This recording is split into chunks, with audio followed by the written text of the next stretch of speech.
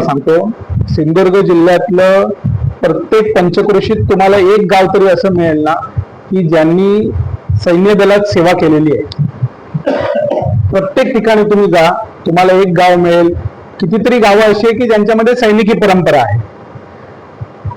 आताचे जे युवक आहेत ना, त्यांच्यामध्ये राष्ट्रीयत्वाची जी भावना, आता जे उल्लेख केला की ऑपरेशन सिंदूर, ह्याच्यानंतर प्रचंड प्रमाणात ती प्रज्वलित झालेली आहे.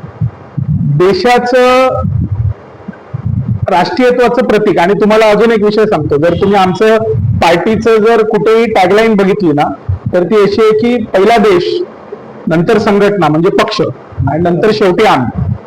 याच ध्येय धोरणावरती इतके वर्ष भारतीय जनता पार्टी कार्य करत आलेली आहे. राष्ट्रीयत्व आणि हिंदुत्व या धाग्याला पकडून प्रत्येक कार्यकर्त्याने काम करणं हे अभिप्रेत असतं.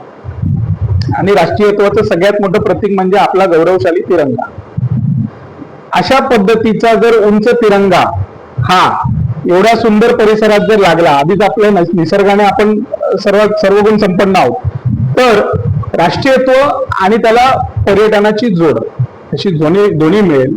त्या भावनेतून आम्ही तो एक संकल्प त्या पद्धतीत सोडला.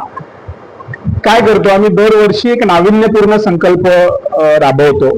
गेल्या वर्षी तत्कालीन पालकमंत्री रवींद्र चव्हाण साहेब यांच्या वाढदिवसाच्या निमित्ताने आम्ही 11 जिल्हा परिषद शाळा सोलरवरती केला भारतीय जनता पार्टी म्हणून. एक नवीन असा उपक्रम होता की ज्याच्यामध्ये शाळांमध्ये लाईट गेल्यानंतर काय परिस्थिती होते हे एकदा आम्ही तिथे शाळेत एका होतो, त्यावेळी 3-4 दिवस तिथे पूर्ण परिसरात लाईट नव्हती. त्यावेळी विद्यार्थ्यांना आणि शिक्षकांना काय अडचणी येतात, मग त्याच्यावरती मार्ग म्हणून आम्ही भारतीय जनता पार्टी म्हणून आम्ही हे सेवाभावी उपक्रम घेतला आणि तो त्या पद्धतीने संकल्प तिथे पूर्ण केला. तशाच पद्धतीचा एक सेवाभावी एक असा एक उपक्रम संकल्प आम्ही त्या निमित्ताने सोडलेला आहे.